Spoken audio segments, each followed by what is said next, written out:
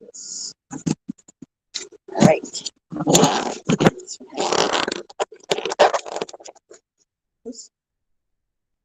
All right, good afternoon. This is Read 180. We're working on Reading 2 this week. The students in class have already been working on their motivational writing. So remember, all work in this class is going to be in that digital binder. The digital binder is located in Google Slides. So you would go back to Google Slides, you will open it, and then you will see your binder. And that's where you open your binder, and then you will be able to do your work. We did our motivational writing this week already, and now we're getting ready to do our reading. We're in Reading 2. So last week we read about being prepared for smallpox. This week we're in A Killer Without a Cure. So for those of you who are online to follow along, you would need to go to your Google Classroom.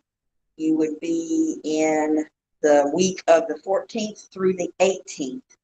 And then you should be able to open up there where we have several places that are posted, but the scanned copy of A Killer Without a Cure. It will be in with the whole chapter, so you will scroll down to page 38. Okay. All right, guys. So everybody, page 38 in your book, and 2 of you left your book here last week. You need to take that home with you in case you don't come back. And the stone, they're back in one of the boxes back there. So those need to go home with you this time around, okay? I know, but we want you to have it just in case, okay? All right. For those online, notice, again, on the Google Slides, all right? We're going to have questions that we're going to answer. We also, if you go back up, we have the motivational writing. Go back up further, you have the bell ringers. That was all in this slide, digital binder slideshow. Okay. Okay, so everybody, we are on page 38. Killer Without a Cure. This is talking about Ebola. And this article is a little old, to be honest. We have had a couple of really bad outbreaks of Ebola in the last 4 to 5 years, where we had a lot of people die, like thousands of people, and it actually crossed several borders. There was some doctors and nurses who left from here who went there to try to help with the situation. And you don't have to get it. Okay. There was, and I remember one doctor and one nurse who went over to help caught it. And they actually got them back to the States, and then they were here and they were using them as part of trials, trying to find some way to save people. Okay. And if I recall, one died and one lived. I don't remember if the doctor or the nurse, which one died and which one lived. So we will probably try to find some of that information. But this has been in the news more recently, okay, than this article. So as we read through the first time, I ask that you follow along with me so that you're seeing the words as I read. And keep in mind the question, what is this article mostly about? Okay. There we go. We're turning over now to page 39. It kills in a matter of days. Worst of all, Ebola has no cure. There at the top, I just read. No, sorry. Ebola is one of the most dangerous diseases in the world. It's highly contagious. It spreads from person to person in a matter of minutes. It kills in a matter of days. Worst of all, Ebola has no cure. Ebola first struck in 1976. Scientists estimate that 250 people died. The last significant outbreak occurred in 1995 in a town called Kikwit in the African nation of Zaire, now known as Congo. Here's what happened. Days 1 through 3, Kikwit. Sister Donna Rosa Bellery left work early from her job at a local hospital. At first, she just felt weak. But a few hours later, she had an intense fever. Then she started vomiting blood. 2 days later, she died. Soon other villagers began to die as well. Local doctors couldn't treat the mysterious illness. They suspected that a deadly virus was on the loose. They sent blood samples from their victims to a special laboratory in the U.S. Days 6 through 7, Atlanta. The blood samples arrived at the Centers for Disease Control and Prevention, CDC, in Atlanta, Georgia. Scientists there studied the samples. They wore special full-body suits so they wouldn't expose themselves to the virus. First, they sealed off the laboratory. Then they carefully opened the samples. Next, they placed the blood into a petri dish. 24 hours later, the cells developed lumps. This indicated the disease was a virus. The killer was identified as Ebola, one of the deadliest viruses in the world. Immediately, an emergency medical team left the CDC for Africa. Turn the page. Days 8 through 12, Kikwit. You see at the top, they say scientists in Atlanta wore suits like this to protect themselves from Ebola. All right. All right. First, the medical team took drastic steps. They quarantined or separated the sick from the healthy to keep the disease from spreading. Next, they tracked down the first victim of the disease in Kikwit. After extensive study, the scientists found that the victim had been infected by an Ebola-carrying bat when he was working in a local rainforest. Sister Valerie may have been infected while caring for his family, all of whom died. By day 12, more than 300 people had the Ebola virus. Their symptoms started with headaches. Their entire bodies started aching. Their internal organs and skin bled, and they vomited blood. The victims fell into comas before dying. Days 13 through 50, Kikwit. Then the medical team had to clean the hospital. They scrubbed blood from mattresses. They told doctors and nurses to wear protective masks, gloves, and gowns. 6 weeks went by with no new cases reported. The quarantine had worked. Finally, the Ebola outbreak was under control. But several questions remain. Where does Ebola come from, and when will it strike again? Okay, that was our first reading. So what is this mainly about, people? Ebola and what? And dying. If you catch it, dying. Yes. This was looking at a particular outbreak that occurred in a little small town of Kikwit over in Africa, correct? All right. So let me ask a question. Would you rather investigate diseases in a laboratory, or would you rather treat patients in a hospital? Neither. Would you rather investigate diseases in a laboratory or treat patients in a hospital after reading that story? Laboratory? What about you, Miss? Laboratory? I think we both were all in agreement, laboratory. It's like, give me all the protection I can get after you read about how awful it was, the way people were dying from that, right? Okay. All right. If you look on 39, up here at the top, the sequence of events, right? Remember, we said last week, that's what we're focusing on. The fact that you need to have things in the right order. That if you've ever listened to a story or somebody was sharing something funny and they leave something out, it's just not funny. It doesn't make sense. You got to have the different pieces, and they need to tell it in the right order, because if you jump around, it gets too confusing. Okay? So this one asks you to identify 5 signal words or phrases to help you understand days 1 through 3. So if you glance through days 1 through 3, what are some things that help you recognize things that we're moving through the story? What are some words? Then, yes, that would be one. Next, if they have that one in this section, we're up in days 1 through 3, though. Okay. At first, it said, but a few hours later is there. Then, yes. Okay. 2 days later, right? Those are things that show movement in the story, right? They're transition words, but they're signaling that we're changing what's going on. Now, number 2 is a fill in the blanks. It's the same thing. What's the correct sequence of events in days 6 through 7 in Atlanta, down at the bottom? Okay. First, what did they do? Look in the section for Atlanta, everybody. Well, first they what? Sealed off the lab.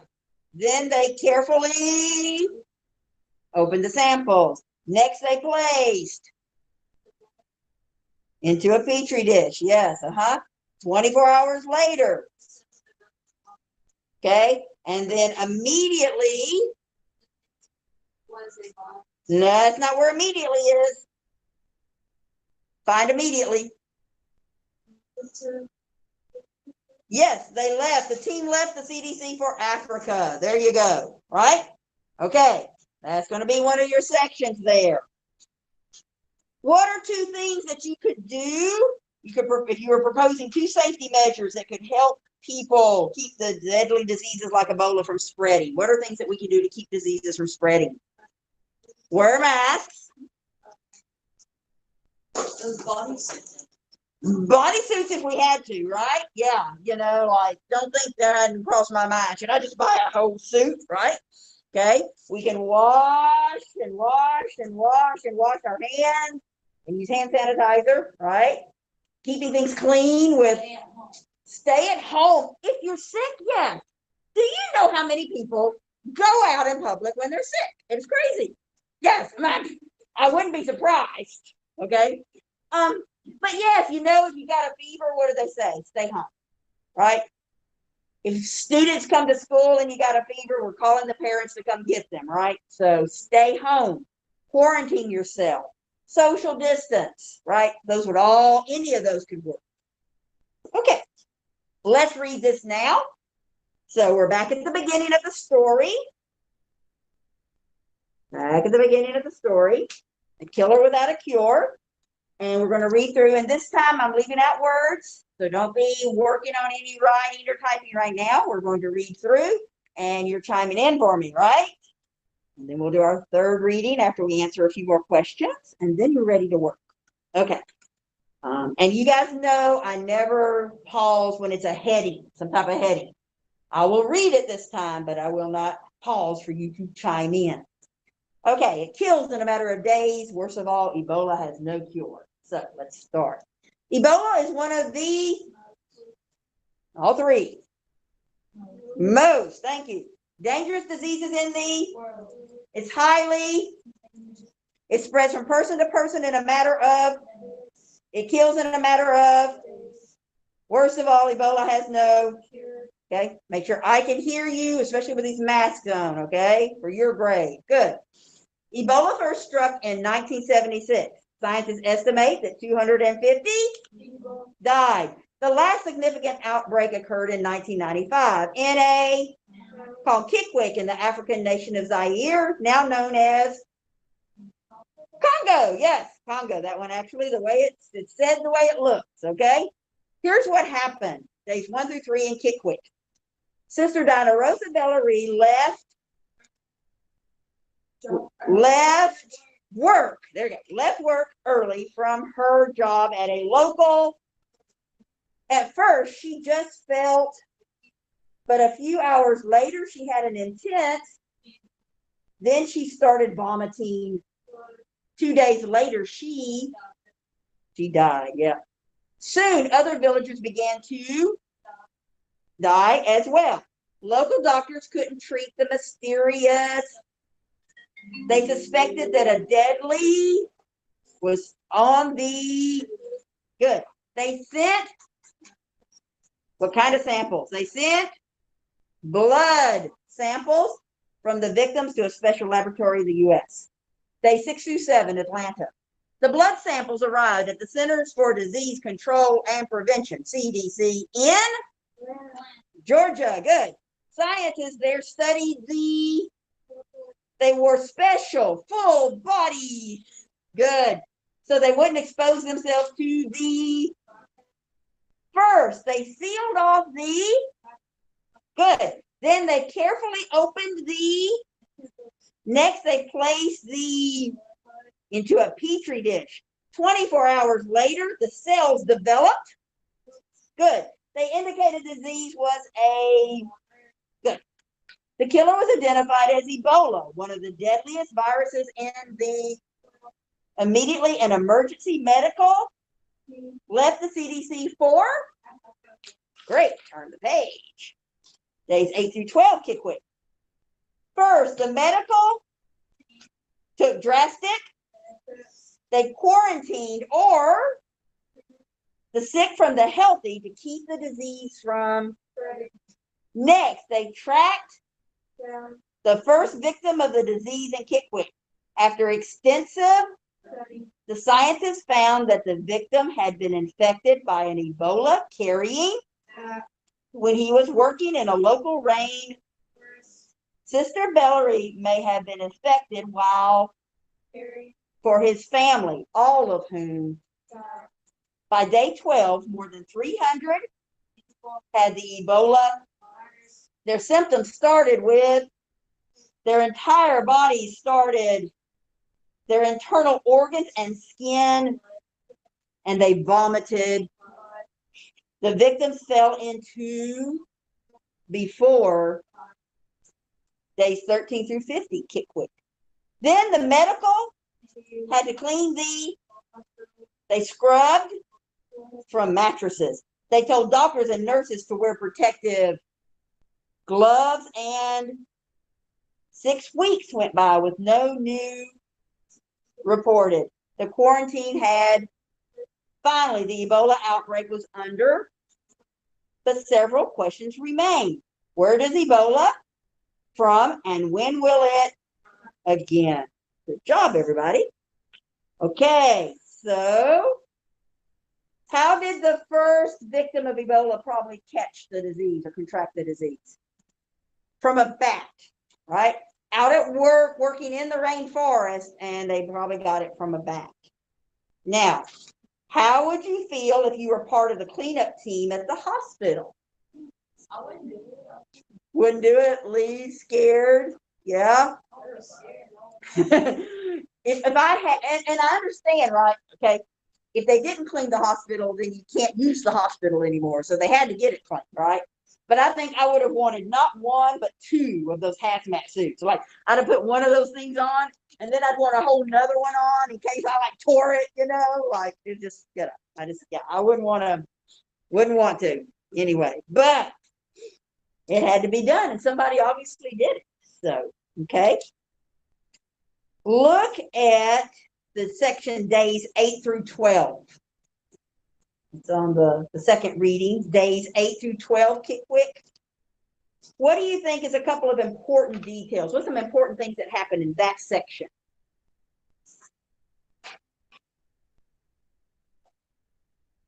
They took quarantine people.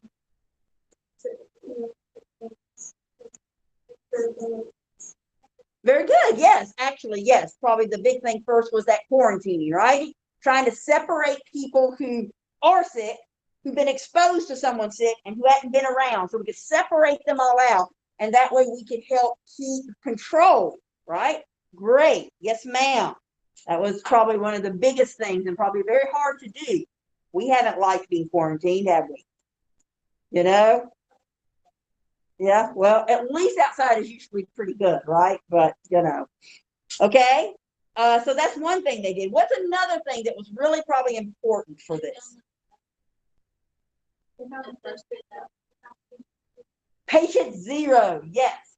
And figured out bats. That's where they got it from, right? That was important because until then, if you hadn't found patient 0, you don't know who else out there anywhere might have it, right? So starting with that, we call it contact tracing, right? Everyone who's had contact going all the way back to patient 0. Good job. Excellent, guys. Okay. So just like last week, right? We had one of these pages. This is actually like question, I think 9 in your questions. That's in your slides. Okay. But it asks you to complete the chart with 4 important events that explain how the medical team contained the Ebola virus in sections 8-12 in Kikwik and days 13 through 50. So we've already talked about a couple out of this section, right? So it's from here and from down here. So you could get a couple from up here, but you may be getting a couple of things from down here as well. Okay? Make sense when you're answering that? Good job. Now, remember, we now answer our questions in Google Slides in our binder. So I'm going to take just a second.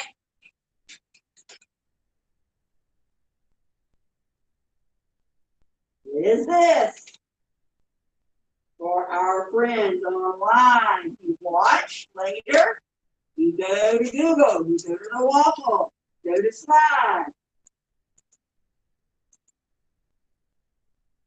And it will pop up like that. Okay? Like that.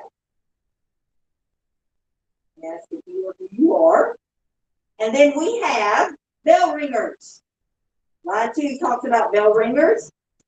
And if you didn't finish last week's, you have some. Any slide has a date that says 9/7, so that's from last week.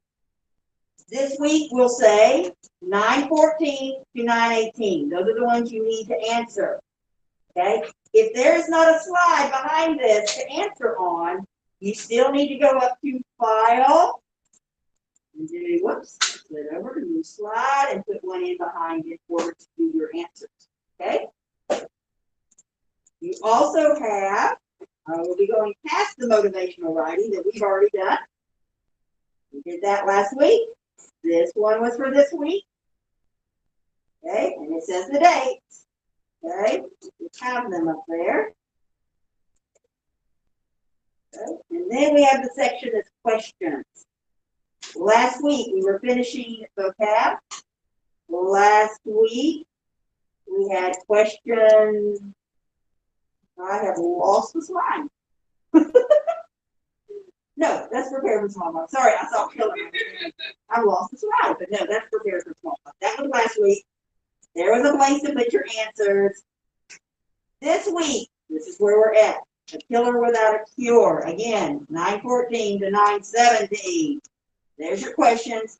There's one place to put your answers. I'll tell you, you probably need to make a second slide because you see how cool that is just with the question. A couple of those questions are going to be a little longer to answer. So if so, you run out of room here, go to slide and create a new. Okay, that should get us through this. So again, anybody online or those who are absent, remember, if you have questions, ask, and we will help you find this. If at any point you go into your Google slide and it won't let you type, see if it says that it's view only. We have had that happen a couple of times. If so, go up to File, and then you can make a copy of. You can make a copy, and then it opens up and you can text in it. Type it. So I don't know why that's happening some of the time, but it has happened a couple of times, and that's what we have found to tell people to do. Can you think of any other questions, Ms. Stone, that have come up for people online or in class? Just remember to do this. And if right now I am still I'm letting you submit late work. So please go back, catch anything up. One more suggestion I just make to students is that as you finish something, I'm going back to the presentation over here, go back to classwork, and when you finish the bell ringers, open it up and go put turned in. Okay? You just open, you click view assignment, you'll have your assignment, and you can see where I've got people who've already turned in. You turn in. You'll have a button where you can just click turn in, okay? And so please do that as your own checklist, okay? All right, so this week, motivational writing, bell ringers, questions over the reading. If you did not join us, you will need to do this. Virtual student, you'll have to have a recording of yourself reading this article, A Killer Without a Cure. Hope everybody has a great week. Thank you so much for joining in and watching, and we'll talk to you next week.